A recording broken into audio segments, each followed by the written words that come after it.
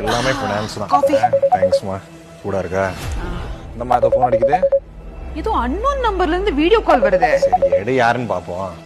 ஏய் நம்ம பொண்ணுங்க. ராணி எதுக்கு அன்னோன் நம்பர்ல இருந்து கூப்பிடுறா? என்னோட போனு பர்ஸ் இதெல்லாம் தொலைஞ்சு போச்சுமா. கம்ப்ளைண்ட் கொடுக்கறதுக்காக போலீஸ் ஸ்டேஷனுக்கு போனேன். அதனால ஃப்ளைட் மிஸ் ஆயிடுச்சுமா. ஐயோ அப்படியா? நீ ஓகே தானே? நான் நல்லா இருக்கேம்மா. ஆனா திரும்பி ஊருக்கு வரதுக்கு தான் கையில பணமே இல்லம்மா. அப்பா நீங்க கொஞ்சம் பணம் அனுப்பிச்சு விடுறீங்களா?